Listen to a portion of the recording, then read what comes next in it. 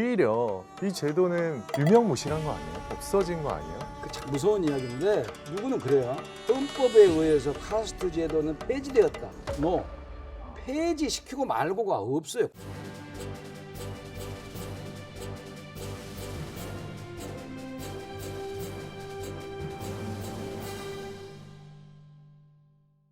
안녕하십니까. 오늘 10분 토론에서는 누구나 알고 있지만 잘은 모르고 있는 인도에 대한 이야기를 해보려고 하는데요. 일각에서는 인도를 세상에서 이해하기 가장 어려운 나라라고 이야기를 한다고도 하는데 대체 왜 그런 것인지 인도에 대한 전문가 두 분 모시고 토론 시작하겠습니다. 부산 외국어대학교에 있는 이광수입니다. 인도 역사 전공이고요. 인도 델리대학교에서 석사 박사를 받고 90년부터 지금까지 강의 연구 중입니다.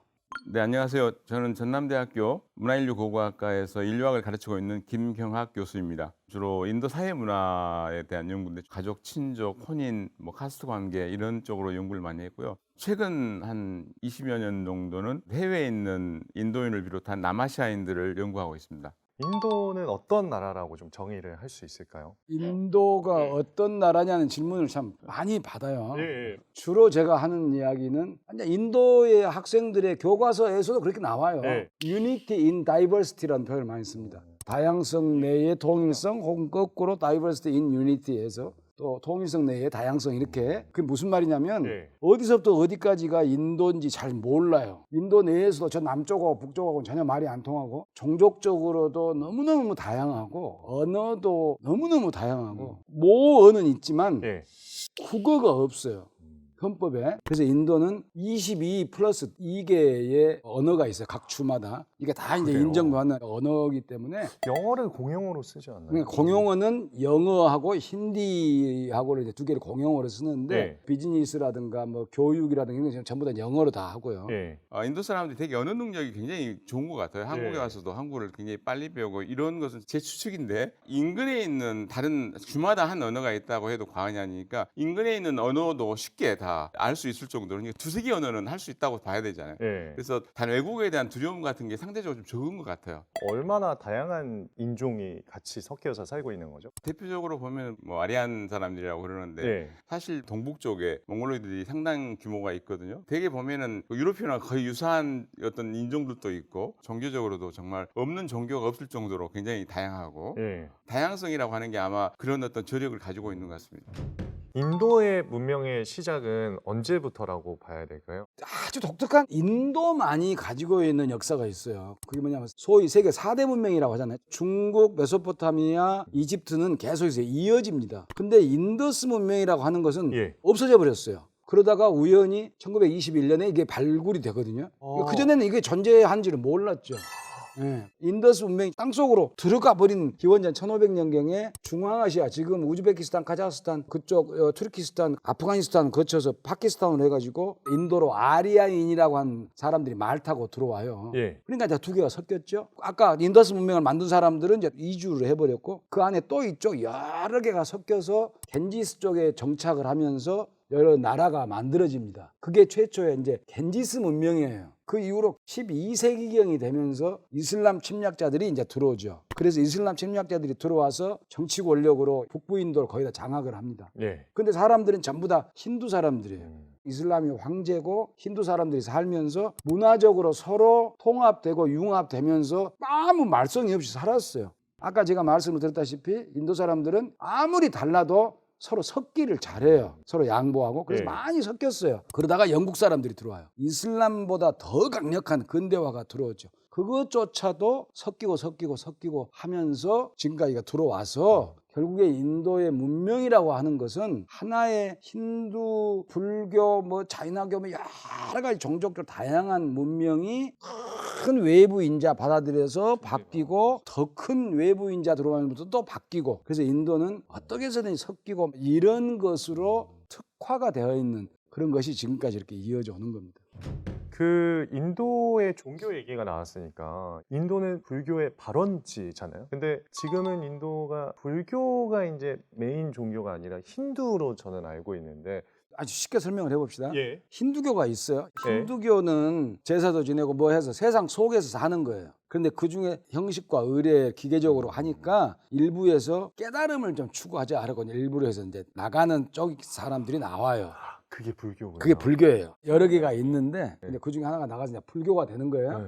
근데 이 불교가 요 사회를 인정을 안 하고 다 버리고 이제 사회 바깥으로 이제 나가는 거거든요. 네. 그러면 뭘 먹고 삽니까? 사회 바깥으로 나가야 되는데 먹고 살 수가 없어요. 네. 사회 안에 있는 사람들로도 뭘 받아야 돼요. 보시를 받는 거죠. 보시를 받아서 먹고 살다 보니까 차츰차츰 다시 또 사회 안으로 들어와요. 그럼 힌두가 되는 거예요. 불교가 없어지는 거예요. 네. 아주 간단하게 요거 한 학기 강의 내용인데 네. 요 정도 짧게 이야기를 드린 거예요. 그러니까 힌두교에서 나갔다가 힌두교로 들어온 거예요. 왜? 먹고 사는 문제 때문에. 그러니까 이제 여기서 말하는 불교는 이제 대승불교 이후의 불교. 초기에 붓다가 하시는 불교는 그거 하지 마라, 무의미하다, 깨달아야 된다 해서 했는데 다시 먹고 살 길이 없으니까 불교가 다시 힌두교로 들어와서 만들어진 종교가 대승불교고 밀교 불교거든요. 그러면은 불교하고 힌두가 사실은 거의 비슷한 거네요. 대승불교는 예. 힌두교랑 똑같아요. 근데 힌두교 그러면 사람들이 이제 모르고 자꾸 뭐 소고기 먹네 안 먹네 뭐 이런 것만 이야기하는데 예. 구조가 다 똑같아요. 그리고 지금 불교에 있는 여러 신들 중에 힌두 신이 아닌 신 있으면 하나만 말해보세요. 없어요.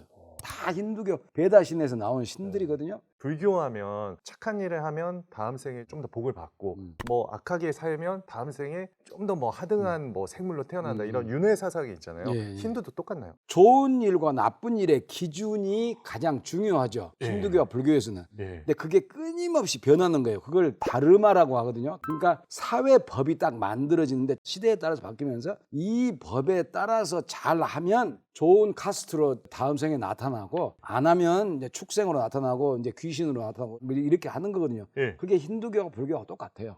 듣다 보니까 어쨌든 현생에 충실하고 열심히 살면 다음 생에 좀 더 좋은 계급으로 태어난다. 이게 어떻게 보면 그 카스트 제도를 유지하게 하는 힘이 그렇죠. 아닌가 이런 네, 생각도 드는 것 사회를 같습니다. 안정적으로 유지하는 그래서 별로 반란이 안 일어나는 결국에 이런 말이 있어요. 로마에서는 사회를 안정적으로 유지하기 위해서 채찍을 휘둘렀는데 고대 인도에서는 사회를 안정적으로 유지하기 위해서 새치혈을 휘둘렀다.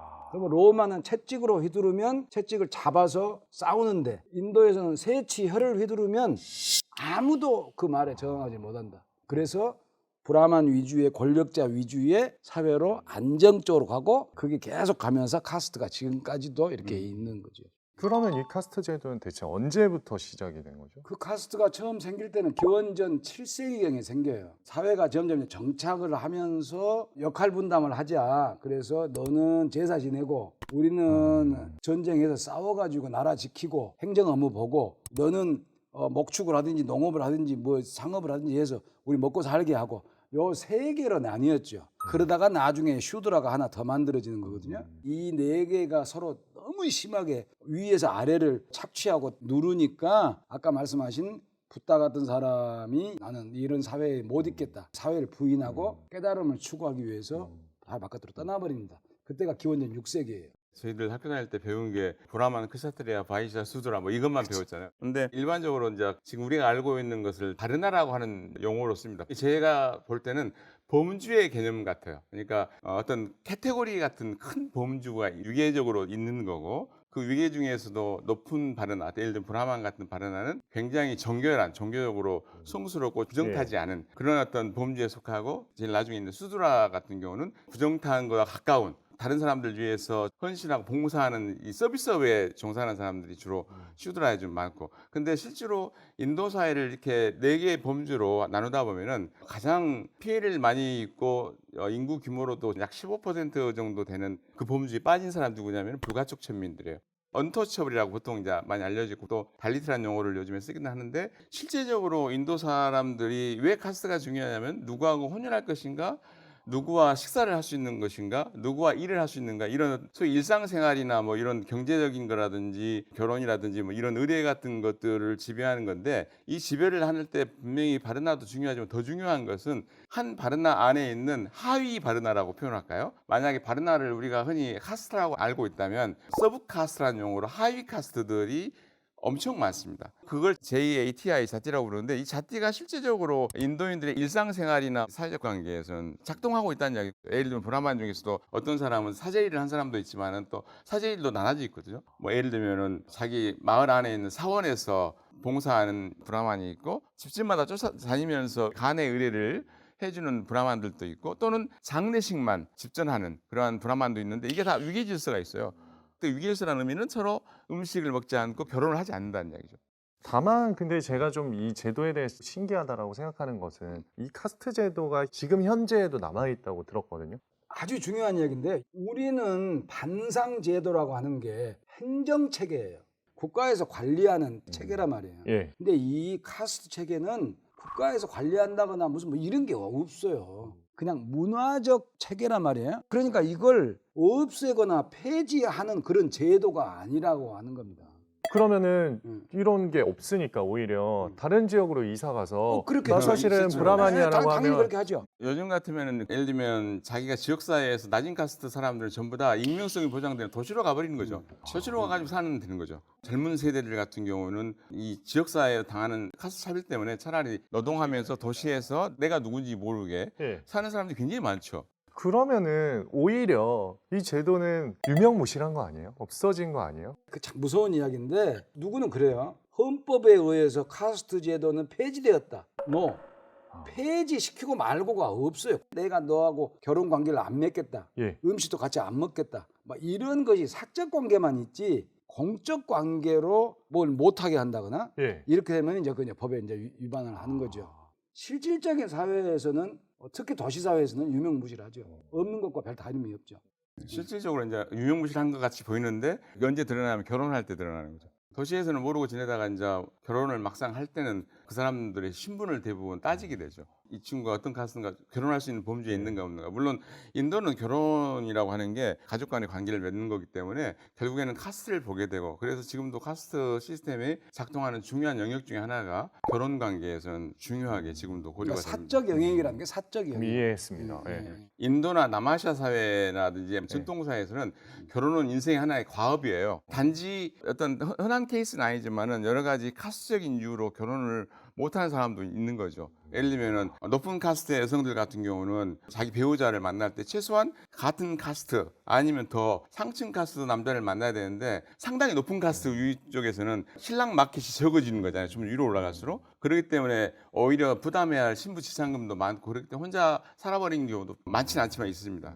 그래서 철저히 사적 관계만 있는 것이 카스트 제도인데 다만 한 가지가 따로 있는 게 뭐냐면 너무너무 과거에 오랜 기간 동안 차별을 받아서 불가촉 천민한테 따로 차별 우대 그런 식으로 이제 우대하는 차원에서 불가촉 천민을 이제 10%를 해줬어요. 그러니까 어퍼머티브 액션하고 똑같은 거예요. 지금 이광수 선생님 말씀하신 대로 약자들에게 보강할 수 있는 장치를 해주는데 그 장치 기반이 예. 카스를 기반으로 하고 있기 때문에 실질적으로 완전히 없어졌다고는 또 못 보는 것이죠. 그렇죠. 예. 그러니까 이제 옛날에 카스트 체계를 근대화 이전에는 크게 세 가지로 이야기를 했는데 예. 위계성, 나쁜 제도 체계죠. 그 다음에 세습성, 예. 그러니까 직업에 세습을 해야 돼요. 근대화 이전이니까. 그 다음에가 이제 차별성에 서로 배타성에. 근데 앞에 두 가지는 어쩌면 없어졌어요. 서로가 배타성만 가지고 있는 게 음식 너하고 나 다르니까 안 먹는다. 그러면은 같은 학교 다니는 학생들이 초등학교, 중학교 이럴 때도 걔들이 이제 모르고 이제 같이 먹죠. 지금 말씀드리는 것은 예. 도시는 거의 해당되지 않고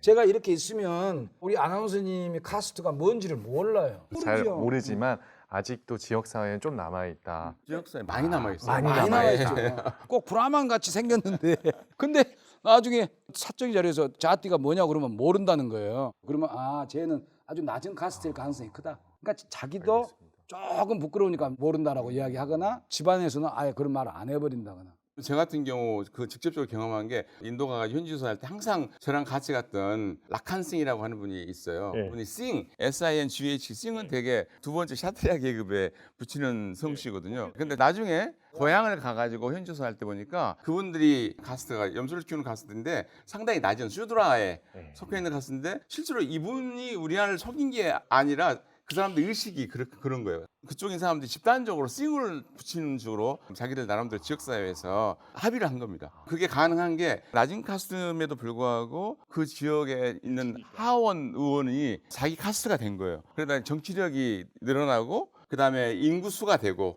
또 경제력이 이제 뒷받침해지니까 집단적으로 우리가 우리는 올라가자. 싱을 붙이자. 예, 단체로 전체 싱을 붙인 거죠. 그러나 실제로 근본적으로 따져보면 이 사람들이 슈드라 범죄에 속하지 그 사람들이 두 번째 범죄인 크사트리아는 아니죠. 근데 이 사람들이 그러면 이걸 거짓말 친 거냐? 그건 아니거든요. 저는 처음에는 이분이 저를 속였나라고 했는데 실제 고향 가서 보니까 이해가 된 거예요. 오히려 인도 사회에서 이렇게 성씨를 바꾼다든지 자기들의 지위를 올리기 위해서 집단적인 행동을 하는 데가 굉장히 많습니다. 이분만 그런 건 아니에요. 특별히. 알겠습니다. 그러면은 해외 사는 인도인들도 많이 만난다고 하셨으니까 해외 사는 인도인들도 서로 확인은 해요. 실제로 해외 인도인들이 많지 않습니까? 한 예. 3천만 정도 가까이 된다고 예. 하는데 뭐 실제로 나가려면은 전문직이 나간다든지 능력 있는 사람들이 예. 나가잖아요. 그렇기 때문에 불가치 천민들은 나간 인구들이 굉장히 적어요. 10% 미만일 겁니다. 예. 아마. 그러니까 대부분 다 여유가 되고 뭐 학력이 되고 이런 분들이 나가는데 캐나다에 있는 1세대 또는 미국에 있는 1세대나 1세대들 같은 경우는 카스트식이 굉장히 강하겠죠. 실질적으로 자기들끼리 사원도 만들고 자기들끼리 어울리는 경우가 많아요. 그러니까 뭐 불가촉 천민들이 세운 힌두 사원, 불가촉 천민 출신에서 개종했던 시크 사원 다 이렇게 나눠져 있습니다. 처음에 공동체가 작을 때는 그런 거 따지지 않다가 공동체가 커지면 신분을 따지게 되잖아요. 그러면서 애는 뭐 낮은 가수 출신에 하면서 약간 배제하는 걸 느끼는 순간 서로 자기들만의 공간을 만드는 어떤 수순을 해. 그러니까 이제 잘 모르는 사람들이 왜 인도는 훨씬 낮은 카스트 사람들이 많은데 그걸 완전한 폐지라든가 운영을 안 하는 쪽으로 하지 그걸 왜 사람들이 놔두고 있냐. 어려워요. 어려워요. 그리고 그게 제도가 아니라 그냥 남아있는 문화라서 문화라서. 어려운 거죠. 그래서 그 사람들 이런데 저런데 함부로 말하기 좀 어렵습니다. 요즘 인도 하면 떠올리는 이미지가 대표적인 IT 기업의 수장들, CEO들이 인도 사람들 굉장히 많잖아요. 그럴 수 있는 그 힘은 어디서 나오는 거라고 봐야 될까요? 지금 말씀하신 대로 실제로 미국에서 지금 활동하고 있는 IT 쪽은 뭐 CEO들이 굉장히 많지 않습니까? 예. 구글이라든지 아도비라든지 여러 마이크로소프트도 가지 있고요. 예. 많이 있는데 이 공통점이 이분들이 대부분 다 대학까지 인도에서 나오신 분들입니다. 이제 예를 들면 반도체로 알려져 있는 예. 뭐 TSMC의 모리스 창이라든지 또는 엔비디아에 있는 공동 대표 이런 분들이 예. 전부 다 대만 사람들인데 이분들은 어릴 때 유학을 갔기 때문에 사실은 대만 교육을 제대로 받았다는 못 보거든요. 근데 현재 샌프란시스코에 있는 실리콘밸리에서 활동하는 인도인들은 대학 교육까지 받고 석박사 과정 또는 뭐 석사만 하신 분도 있지만 예. 그런 걸 보면은 인도에서 교육받은 다양함 이런 저력들이 있을 것 같고 예. 또 제가 느끼기에는 인도 사람들이 토론하기를 굉장히 좋아하고 어떻게 보면 지겨울 정도로 토론을 많이 해요. 수업 시간에도 교수님한테 대들 정도로 굉장히 토론을 많이 하는데 이런 것들도 아마 자기 의사를 표현하고 창의적인 생각을 하는데 좀 도움이 되지 않나 그런 생각입니다. 방금 이제 김 선생님이 했던 말이 무슨 말이냐면 예. 이 사람들은 논쟁하기를 좋아해요. 하여간 뭔가를 놓고 끊임없이 논쟁하고 옆에서 들어보면 말장난 비슷하게 예. 하는 것이 참 많아요. 아, 그래서 저는 그것도 그런 이야기를 해요. 1930년, 40년대까지만 해도 전 세계 모든 이야기의 근원은 인도에서 나왔다 그러거든요. 그 정도로 이야기에 강하다는 말이에요. 그래서 그 사람들은 사실을 기록하는 힘보다도 사실을 해석해서 자기 나름대로의 서사 구조를 만들어서 이야기를 꺼내는 걸 좋아하니까 토론하기를 좋아하죠. 근데 저 그런 얘기는 들었던 것 같아요. 인도 가서 길 물어보면 막 열심히 설명해 주는데 네. 가보면 거기가 아니라고. 뭐 원래 이 있어 5명한테 물어보고 3사람 이상 나온 데를 가라 이렇게. 내가 볼 때는 과잉 친절일 수도 있어요. 그러니까 그 질문은 이렇게 보통 대답을 해요. 사실을 내가 말해 주는 게 아니고 내 의견을 사실처럼 이야기를 해요. 이게 꼭 거짓말을 하려고 해서 그런 게 아니고. 네. 그런데 실제로 말하기 좋아해서 문명에 대한 기록이 별로 없어요. 쉽게 말하면 우리나라의 삼국사기 같은 역사서는 거의 없고 삼국유사 같은 역사서는 많습니다. 정말 역사적 사실보다도 어떤 설화들을 묶어놓은 예, 역사서가 예. 많다는 예, 얘기군요. 예. 인도 파키스탄 분쟁도 대체 언제부터 시작이 된 거죠? 인도 파키스탄이 나뉘게 된 것은 영국이 식민 지배를 하는데 인도는 하나의 민족이라고 하는 개념이 없었어요. 그래서 민족 운동은 해야 되겠는데 하나의 민족이라는 개념이 없어서 가장 다수라고 하는 힌두 민족주의를 중심으로 해서 민족운동을 일으킵니다. 그러니까 이제 무슬림은 빠지는 거예요. 그래서 무슬림이 힌두로부터 배척당하니까 그럼 우리도 이슬람 민족주의를 할래 해가지고 민족운동이 같이 일어났는데 같이 충돌이 되면서 갈등이 생기는 겁니다. 그래서 예. 이제 점점 커지면서 인도가 독립과 동시에 이제 분리가 되는 거예요. 예. 그래서 이제 서파키스탄, 동파키스탄 묶어서 하나의 파키스탄, 그다음에 이제 인도 이렇게 이제 됐잖아요. 예. 이 나라는 서로 분리된 나라예요. 네. 그래서 같이 통일을 하고 싶은 생각이 없어요. 예. 근데 왜 네. 싸울까요? 예. 그러니까 이제 카시미르가 아직 해결이 안 돼 있었기 때문에 네. 여기 네 땅이다 내 땅이다 이러면서 싸운 그래서 거잖아요. 이제 해결이 안 예. 됐기 때문에 이제 그 국경 문제만 조금 있었지 그 외에는 별로 없었거든요. 예. 특히 핵을 보유한 이후로는 없었는데 인도와 파키스탄하고 이렇게 이제 돼버린 이유가 방글라데시 그러니까 옛날에 동파키스탄이 서파키스탄으로부터 독립을 하기 위해서 예. 독립전쟁을 하려고 할 때 인도가 동파키스탄을 도와줘서 파키스탄을 독립을 시켜줍니다. 예. 그러니까 쉽게 말하면 파키스탄 입장에서는 나라를 반쪽가리로 잘라버린 거예요. 예. 그게 계기가 됐고 그다음에 또 하나는 인도의 정권 교체가 안 돼요. 그러니까 옛날 마하트마 간디 영향을 받은 네루 딸의 아들 막 이렇게 해서 계속해서 이 정권이 유지가 되니까 야당이 정권을 좀 뺏어보자. 그래서 만들어내는 게 종교 감정을 부추기는 거예요. 이용한 거군요, 네, 정치에. 그래서 자기들의 가장 중요한 성지에 왜 이슬람이 사원이 있냐. 그래서 가만히 있는 이슬람 사원을 다 두드려 깨버렸어요. 깡패들이 가가지고. 예. 예. 그러면 이 이슬람을 믿는 게 파키스탄인데 예. 가만히 있겠습니까? 아, 가만 안 있죠. 예. 그러면 이제 이 사람들은 선거철만 되면 무슬림들 또 가서 이제 또 학살을 하거든요. 그게 이제 악순환이 되면서 지금 여기까지 온 겁니다.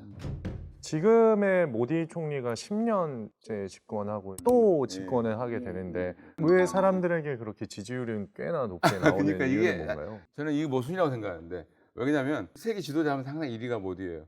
그죠? 네. 몇 년째. 두 가지로 저는 이제 정리를 해요. 다수가 소수를 짓밟으면서 다수가 하나로 이질적인 것들이 하나로 되는 거거든요.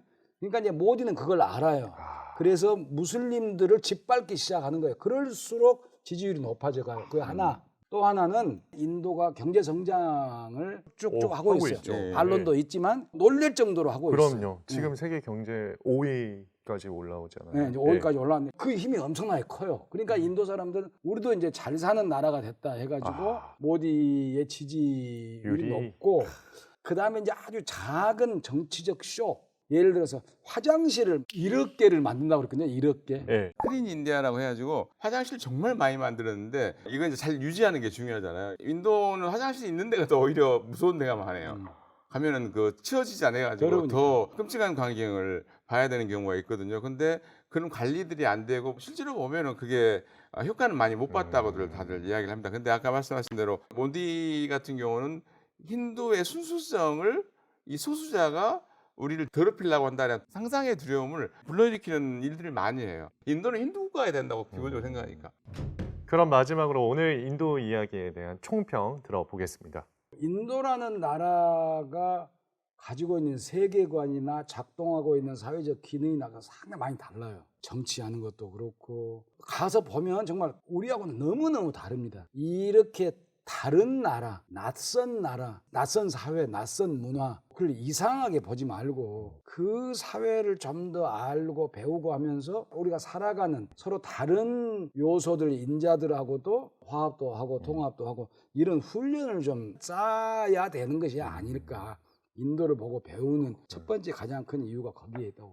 인도는 정말 배워야 할 점도 많지만 우리나라 사람 눈으로 볼 때는 굉장히 문제를 또 많이 가지고 있는 나라입니다. 그런데 불구하고 인도는 워낙 다양한 사회에서 언어를 비롯해서 종교라든지 이런 것들을 접해봤기 때문에 문화적 다양성, 사회적 다양성에 대한 것들을 기본으로 깔고 있는 것 같아요. 인도가 지금까지 유지되어 오고 또 성장 해올 수 있는 이유 중에 하나가 그런 다양성의 힘이 아닌가라는 생각에서 인도를 배우면 좋을 것 같은 생각입니다.